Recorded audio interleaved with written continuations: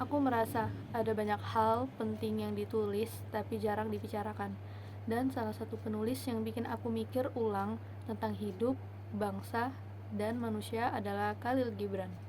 Gibran bukan penulis biasa. Dia lahir di Lebanon tahun 1883 di sebuah desa kecil bernama Basari, tapi besar di Amerika Serikat setelah keluarganya pindah ke Boston. Sejak awal, dia udah hidup di antara dua dunia. Yang ke satu, timur yang spiritual dan penuh tradisi. Dan yang kedua, ada barat yang modern dan kritis. Karya-karyanya kayak The Prophet, Broken Wings, dan banyak puisi-puisi lainnya.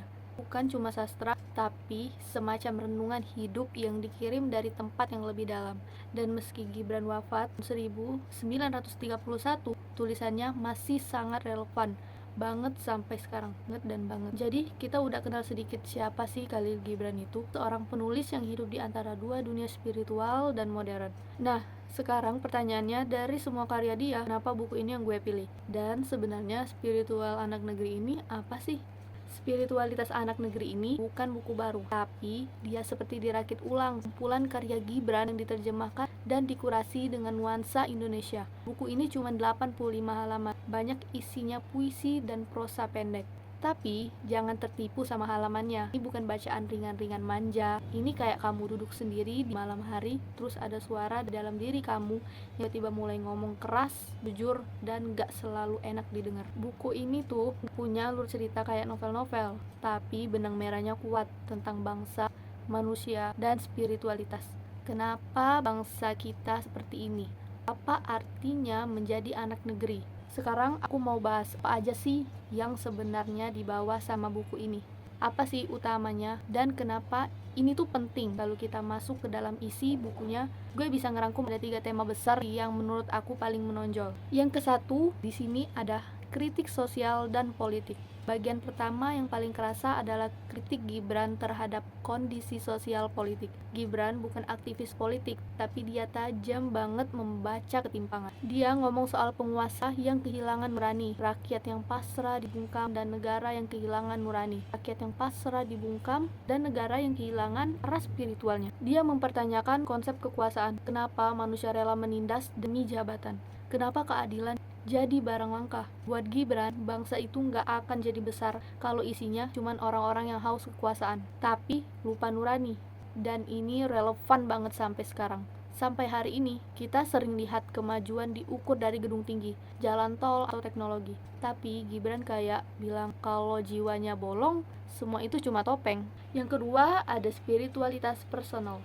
Gibran juga banyak bicara soal pencarian jati diri, tentang bagaimana manusia sering merasa kosong meskipun dikelilingi hal-hal duniawi.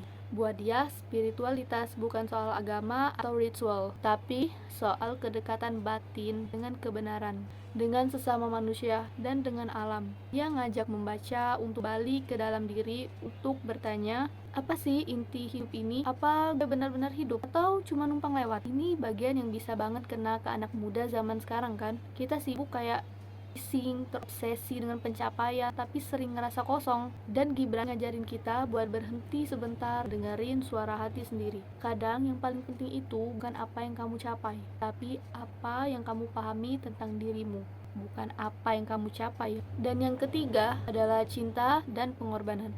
Cinta menurut Gibran bukan soal kepemilikan, tapi soal memberi dan kadang-kadang juga kehilangan.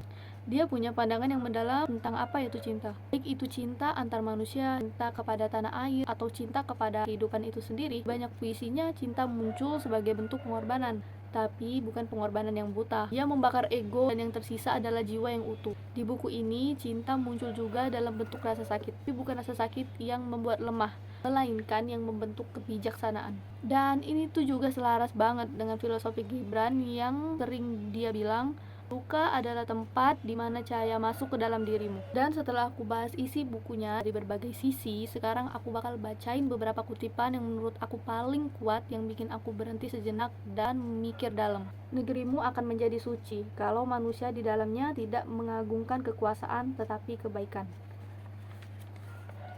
Orang yang kehilangan tanah airnya bukan hanya karena diusir, tapi karena kehilangan cinta terhadap bangsanya sendiri. Itu tadi hanya beberapa kutipan yang paling ngena menurut gue, tapi lebih dari sekedar kata-kata. Buku ini ninggalin kesan yang cukup mendalam. Sekarang gue mau bahas sedikit soal opini pribadi gue tentang apa yang gue rasain setelah baca buku ini dan kenapa buku ini tuh penting banget buat gue. Buat aku pribadi, buku ini bukan buku buat dinikmati, tapi buat direnungkan.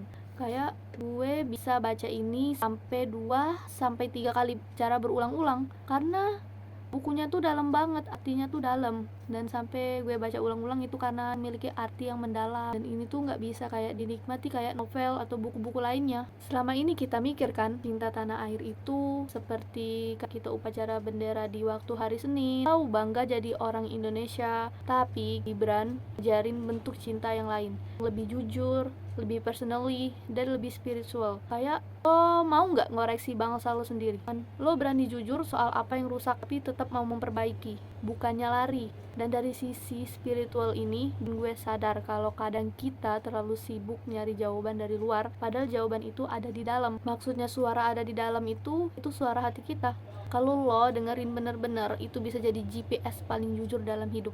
Aku ngerasa buku ini cocok banget dibaca sama siapapun yang lagi ngerasa bingung atau ngerasa jauh dengan dirinya sendiri. Karena Gibran tuh kayak ngasih kaca buat ngelihat diri kita sendiri dengan semua luka, harapan, dan kacauan yang ada. So, kalau lo suka buku-buku yang pendek tapi bikin mikir panjang, spiritual anak negeri ini bisa jadi pilihan yang pas. Dan kalau lo udah baca, coba tulis di komentar apa kutipan favorit lo. Tahu bagian mana yang paling ngena ke lo? Kalau ada buku lain yang menurut lo sejenis, drop judulnya juga ya. Siapa tahu gue review di video selanjutnya. So, if you like this type of video, feel free to like, comment, and follow me at Bening Zarlia. Bye bye.